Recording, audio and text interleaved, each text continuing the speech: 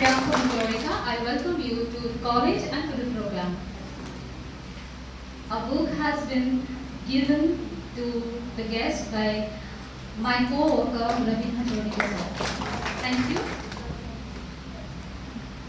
Mr. Hajarika teaches sociology in Government Model College, Danger, Kartimangalam. I am delighted to share with you all that Mr. Hajarika has been the best debater in a series of competitions that includes Faragdas Memorial Inter-College Debate Competition, Guwahati University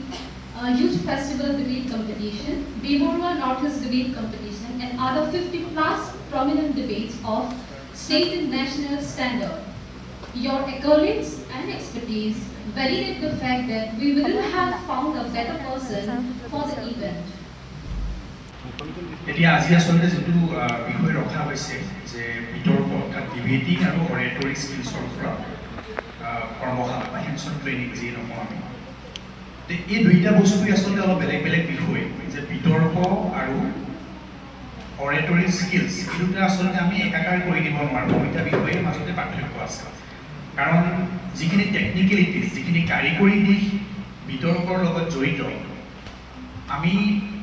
ৰাজহুৱা বক্তৃতা বা public স্পিকিঙৰ লগত যিখিনি বিষয় জড়িত সেইখিনি একে নহয় অলপ পাৰ্থক্য দুইটাৰ মাজত থাকিব গতিকে মই সেইকাৰণে নিজকে বিতৰ্ক কলাৰ অনুগত এগৰাকী শিকাৰু হিচাপে প্ৰথমতে মই বিতৰ্ক কলাৰ লগত জড়িত বিষয়সমূহৰ ওপৰত আমাৰ ছাত্ৰ ছাত্ৰীসকলক মোৰ নিজস্ব অভিজ্ঞতা আৰু বেলেগ বেলেগ সময়ত বিজ্ঞ ব্যক্তিসমূহৰ জ্ঞান সমুদ্ৰৰ অৱগাহনৰ জৰিয়তে যি অভিজ্ঞতা লাভ কৰিছোঁ সেই অভিজ্ঞতা সম্পৰ্কে আমাৰ ছাত্ৰ ছাত্ৰীসকলক জনাবলৈ চেষ্টা কৰিম আৰু সেই প্ৰচেষ্টাৰ মাজতে যদি ছাত্ৰ ছাত্ৰীসকলৰ কিবা কুৱেৰিজ থাকে তেওঁলোকৰ যদি কিবা প্ৰশ্ন থাকে তেওঁলোকে যদি তেতিয়াই প্ৰশ্নটো সুধি যায় আমি উত্তৰবিলাক দিবলৈ যত্ন কৰিম আৰু ইয়াৰ আগতে আমি যিমানবিলাক বেলেগ বেলেগ মহাবিদ্যালয় বা বিশ্ববিদ্যালয় পৰ্যায়ত আমি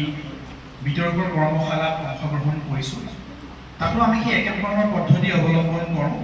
যে কিবা যদি কুৱেৰিজ বা কিবা প্ৰশ্ন থাকে ছাত্ৰ ছাত্ৰীসকলে সোধে তেতিয়া পিছত এটা বেলেগকৈ কুৱেশ্যন আনচাৰ ছেকশ্যন নৰখাকৈ আমি কথাৰ মাজতেই আমি যদি আনচাৰখিনি দি যাব পাৰোঁ সেইটো এটা হেণ্ডছন ট্ৰেইনিঙৰ নিচিনা কাম আমাৰ মাজত কৰে গতিকে মই মোৰ ছেশ্যনটো আৰম্ভ কৰাৰ প্ৰাক মুহূৰ্তত মই আমাৰ যিবোৰ ছাত্ৰ ছাত্ৰী আছে জাষ্ট এটা কুৱেশ্যন তোমালোকক সুধিব বিচাৰিছোঁ তোমালোক বুলিয়ে কৈছোঁ মই তোমালোকৰ ইয়াৰ মাজত থকা কিমান কেইজনে আগতে ডিবেট কম্পিটিশ্যনত তোমালোকে পাৰ্টিচিপেট কৰিছা প্লিজ ৰেইজ ইউৰ হেণ্ড চ'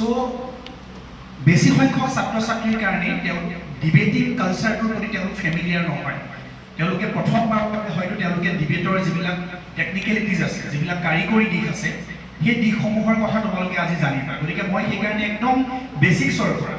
মানে একদম মৌলিক কথাবিলাকৰ পৰা আৰম্ভ কৰিম তাৰপিছত আমি বেলেগ বেলেগ দিশবিলাকলৈ বিশেষকৈ তাত্ত্বিক যিসমূহ দিশ আছে যিবিলাক কাৰিকৰী দিশ আছে সেইবিলাকৰ ওপৰত মই আলোকপাত কৰিবলৈ চেষ্টা কৰিম প্ৰথম কথাটো হৈছে যে অসমত আমি যিবিলাক বিতৰ্কৰ প্ৰতিযোগিতা অনুষ্ঠিত কৰোঁ অসমত যিবিলাক আমি ডিবেটৰ কম্পিটিশ্যন আমি আয়োজন কৰোঁ সেই কম্পিটিশ্যনবিলাক আমি ভাৰতীয় সংসদীয় গণতান্ত্ৰিক পদ্ধতি অৰ্থাৎ ইণ্ডিয়ান পাৰ্লিয়ামেণ্টাৰী ছিষ্টেমৰ যিখিনি ৰুলছ এণ্ড ৰেগুলেশ্যনছ আছে সেইসমূহ প্ৰয়োগ কৰি আমি আয়োজন কৰিবলৈ চেষ্টা কৰোঁ আৰু ইণ্ডিয়ান পাৰ্লিয়ামেণ্টাৰী ছিষ্টেমৰ এতিয়া প্ৰয়োগ কৰি আমি এখন বিতৰ্কৰ কম্পিটিশ্যন আয়োজন কৰোঁ তেতিয়া তাৰ প্ৰথম চৰ্তটো হৈছে যে বিতৰ্কত এজন কি থাকে সন্মানীয় অধ্যক্ষ থাকে এজন স্পীকাৰ থাকে আৰু সেই স্পীকাৰজনৰ আলম লৈ গোটেই হাউচৰ যিবিলাক প্ৰচিডিংছ আছে কাৰ্যসূচী আছে সেইসমূহ পৰিচালিত হয় গতিকে প্ৰথম কথাটো আমি জানিব লাগিব যে আমি যেতিয়া এজন তাৰ্কিক হিচাপে এখন বিতৰ্কৰ প্ৰতিযোগিতাত অংশগ্ৰহণ কৰিম আমি নিজকে তাৰ্কিক বুলি ভবাতকৈ আমি নিজকে কি বুলি ভাবিব লাগিব একোজন সদনৰ প্ৰতিনিধি বা সদনৰ সন্মানীয় সদস্য মানে আইদাৰ আমি নিজকে লোকসভাৰ সদস্য বুলি ভাবিব পাৰোঁ ৰাজ্যসভাৰ সদস্য বুলি ভাবিব পাৰোঁ বা বিধানসভাৰ সদস্য বুলি ভাবিব পাৰোঁ গতিকে যেতিয়া আমি নিজকে এজন লোকসভাৰ সদস্য বিধানসভাৰ সদস্য ৰাজ্যসভাৰ সদস্য বুলি ভাবিম আমি এটা মনত ৰাখিব লাগিব যে আমাৰ কথা বতৰা, আমাৰ চাল চলনত গাম্ভীৰ্য থাকিব লাগিব। আমাৰ কথা বতৰাত সেই ধৰণে কথা বতৰা প্ৰকাশ পাব লাগিব যি ধৰণে দৰাচলতে এজন আদৰ্শ জনপ্ৰতিনিধিয়ে বক্তব্য প্ৰদান কৰে। ইয়াত বেলেগ বেলেগ কণ্টেষ্টেশ্যন থাকিব পাৰে। আমি ক'ব পাৰোঁ যে জনপ্ৰতিনিধিৰ ভাষণটো এনেধৰণৰ হয়, তেনেধৰণৰ হয়। মই নেতিবাচক কথাবিলাকৰ কথা ক'বলৈ যোৱা নাই, কিন্তু আমি যেতিয়া বিতৰ্ক কলা অনুৰাগী হিচাপে আমি বিতৰ্কৰ প্ৰতিযোগিতাত অংশগ্ৰহণ কৰিম, সন্মানিত সদনক অধ্যক্ষ মহোদয়ক সম্বোধন কৰি আমি কথা কম, তেতিয়া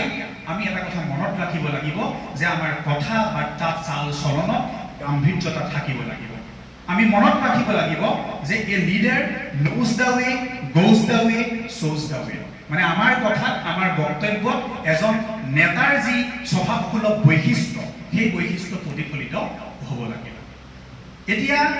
প্ৰথমতে মই সেইকাৰণে আৰম্ভ কৰিছোঁ যে আমি যেতিয়া এখন ডিবেট কম্পিটিশ্যনত আমি যাম, আমি মনত ৰাখিব লাগিব যে ডিবেট কম্পিটিশ্যনত মাত্ৰ তিনিটা কম্পনেণ্টছ থাকিব, তিনিটা পাৰ্টছ থাকিব। এজন থাকিব সন্মানিত অধ্যক্ষ, অনাৰেবল স্পীকাৰ ছাৰ বা স্পীকাৰ মেডাম। স্পীকাৰৰ বাওঁফালে আমি সেই কথাখিনি অকণমান গম পোৱাটো দৰকাৰ যে আমি কেনেকৈ সদনখন আমি কনষ্ট্ৰাক্ট কৰিম। গতিকে স্পীকাৰৰ বাওঁফালে থাকিব আমাৰ অপজিশ্যন, মানে সন্মানিত বিৰোধী পক্ষ, আৰু স্পীকাৰগৰাকীৰ সোঁফালে থাকিব ট্ৰেজাৰী বেঞ্চ, মানে চৰকাৰী পক্ষ। গতিকে আমি যেতিয়া বক্তব্য ৰাখিম, আমাৰ প্ৰায়সমূহ তাৰ্কিকেই সেইটো ভুল কৰা আমি দেখোঁ যে আমি নৰ্মেল ভাষণ দিয়াৰ নিচিনাকৈ আমি প্ৰথমতে কি, আজি মই যেনেকৈ আৰম্ভ কৰিলোঁ, সন্মানিত অধ্যক্ষ মহোদয়, সন্মানীয় শিক্ষাগুৰু শিক্ষয়িত্ৰীসকল, আমি বিতৰ্কৰ ক্ষেত্ৰত কিন্তু আমি কোনো বেলেগ ব্যক্তিক সম্বোধন কৰাৰ প্ৰয়োজন নাই। আমি কেৱল এজন ব্যক্তিকে সম্বোধন কৰিব লাগিব, তেওঁ হৈছে সদনৰ সন্মানিত অধ্যক্ষ মহোদয়, honourable speaker of the house. আৰু তাত যদি কোনো ব্যক্তিয়ে, কোনোবা তাৰ্কিকে যদি বিচাৰকক সম্বোধন কৰে বা বেলেগ ব্যক্তিসকলক সম্বোধন কৰে, তেতিয়াহ'লে কি হ'ব, তেওঁৰ পইণ্টছ কটা যাব, তেওঁৰ নাম্বাৰ কটা যাব। গতিকে এইটো এটা বেছিক প্ৰট'কল আমি সকলোৱে মানি চলাটো দৰকাৰ, প্ৰথম কথা। তাৰপিছত আহিব কি যে আমাৰ অধ্যক্ষই আসন গ্ৰহণ কৰিলে। অধ্যক্ষই আসন গ্ৰহণ কৰাৰ পিছত এটা প্ৰস্তাৱ, এখন বিল সদনৰ মজিয়াত উত্থাপন কৰিব। কোনে উত্থাপন কৰিব? উত্থাপন কৰিব চৰকাৰী পক্ষই। চৰকাৰী পক্ষ মানে ট্ৰেজাৰী বেঞ্চ, যোনে বিলখন আনিছে। এতিয়া মই এটা সৰু উদাহৰণ দিছোঁ যে বোলে প্ৰস্তাৱটো এনেকুৱা হ'ল বিলখন যে বিদেশী অনুপ্ৰৱেশৰ সমস্যা নাইকিয়া কৰিবৰ কাৰণে উচ্ছেদৰ বিকল্প নাই। সেইটো এটা সদনত উত্থাপন কৰা হ'ল বিল হিচাপে। গতিকে সেই বিলটো প্ৰথমতে অধ্যক্ষই যেতিয়া লটাৰী কৰিব, অধ্যক্ষ মহোদয়, বিজ্ঞান প্ৰযুক্তিৰ বিকাশৰ দোপতদোপে উন্নতি হৈ মানুহে প্ৰৱেশ কৰিলে সভ্যতা আৰু সংস্কৃতিৰ এক নতুন পৰিৱেশত, য'ত মানুহে পিঠিলে নতুন বস্ত্ৰ চিন্তা কৰিবলৈ আৰম্ভ কৰিলে নতুন চিন্তা, আৰু তাৰ মাজতে বিচাৰিবলৈ চেষ্টা কৰিছিল জীৱনৰ নান্দনিক সৌন্দৰ্য। কিন্তু আজিৰ সদনৰ মজিয়াত সন্মানিত চৰকাৰী পক্ষৰ সদস্যসকলে সমাজ আৰু জাতিৰ পৰিপন্থী হৈ এনে এখন বিধেয়ক উত্থাপন কৰিবৰ বাবে আগবাঢ়িছে, যিখন বিধেয়ক সদনত গৃহীত হ'লে পুনৰবাৰ মানৱ সভ্যতাক লৈ যোৱা হ'ব সেই গুহাৰ ভিতৰলৈ, য'ত আমি খাব লাগিব গছৰ বাকলি ফল মূল, পিন্ধিব লাগিব গছৰ ডাল পাত বাকলি, আৰু তাৰ মাজতে বিচাৰিব লাগিব জীৱনৰ নান্দনিক সৌন্দৰ্য।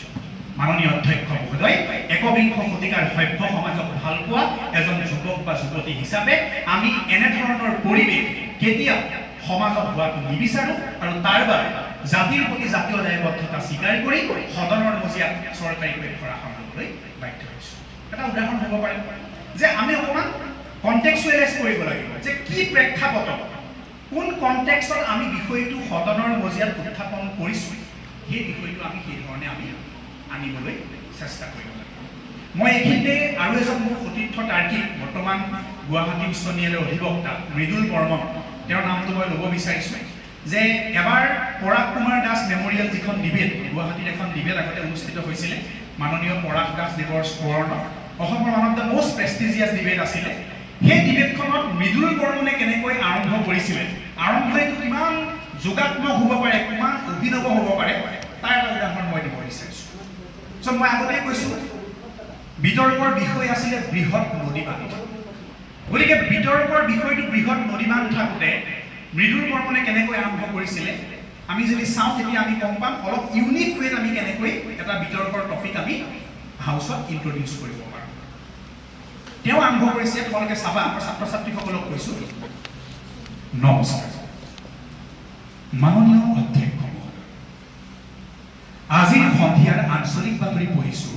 মৃদুল বৰ্মৰ আজিৰ সন্ধিয়াৰ প্ৰধান বাতৰি আছে ধেমাজি আৰু লখিমপুৰত বৃহৎ নদীবান ভংগ হোৱাৰ ফলত বানপানীৰ কবলত পৰি 30 জন মানুহ মৃত্যুমুখত পৰে আৰু 20টা পশুধন সন্ধানহীন বৃহৎ নদীবান্ধৰ ফলত বানপানীত বিধ্বস্ত হৈ ধেমাজি ৰাইজে মথাউৰিত জীৱন যাপন কৰিব লগা হৈছে তেনেকৈ তেওঁ দুটামান কাহিনী ক'লে কাহিনী কৈ পেলাই তেওঁ অকণ সময় ৰৈ পেলাই আকৌ কৈছে আচৰিত নহ'ব মাননীয় অধ্যক্ষ মহোদয় আজিৰ সদনৰ মজিয়াত উত্থাপন কৰা বিধেয়কখন যদি সঁচাকৈ আইনত পৰিণত হয় তেন্তে কোনোবা এদিন মোৰ দৰে কোনোবা এজন মৃদুল বৰ্মনে